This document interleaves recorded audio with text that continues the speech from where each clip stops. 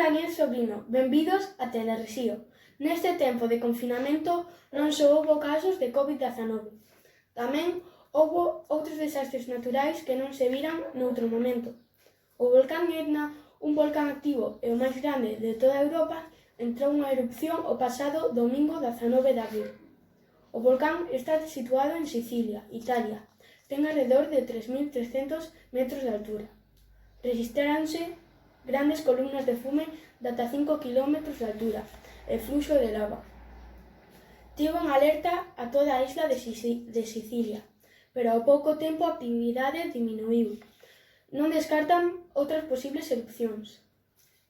Pero non todo van ser malas novas. Grazas ao confinamento, cidades como Venecia ten as augas máis limpas. Tamén, en España, as grandes cidades non teñen altos niveis de polución e nas nosas augas os golfiños disfrutan dun mar tranquilo. A conclusión que podemos dar de todo isto é que o planeta necesitaba un descanso. Non vos parece?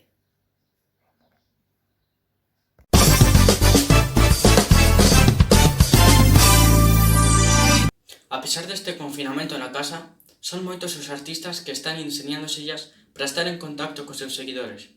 A última en sumarse a esta tendencia é coñecida, ademais de pola súa voz, por representar causas sociais como a loita contra a violencia de xénero ou a integración de persoas con discapacidade.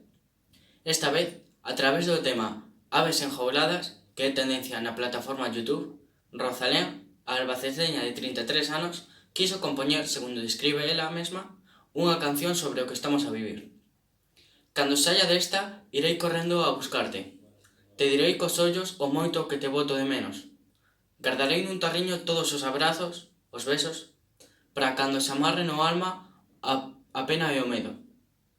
Na nova canción non só foi referencia á crise do coronavirus nin os días de confinamento, senón tamén o que podemos aprender desta situación unha vez que remate.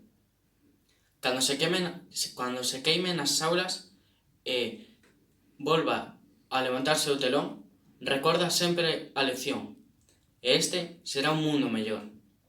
Finalmente, como señala a cantante, o recaudado co tema irá destinado a unha rede de pisos para mulleres e familias ou co risco de exclusión social que apoia a ONG Entre Culturas.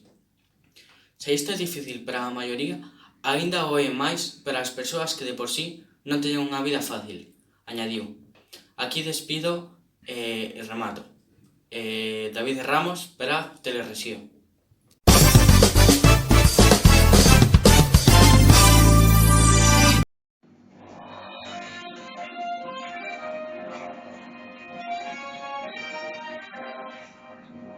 Hola, soy Leonardo González y bienvenidos al Noticiero Escolar de Vigo.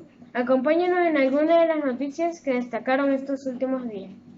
Se vivió una situación de pánico cuando unos niños residentes en Vigo, avenida Castelao, dejaron el seguro de la puerta pasado y sin presencia de ningún adulto responsable. Gracias a la labor rápida y oportuna del cuerpo de bomberos, fueron sacados y liberados de la situación de angustia en la que se encontraban. Los héroes bomberiles fueron aplaudidos por los vecinos de la comunidad.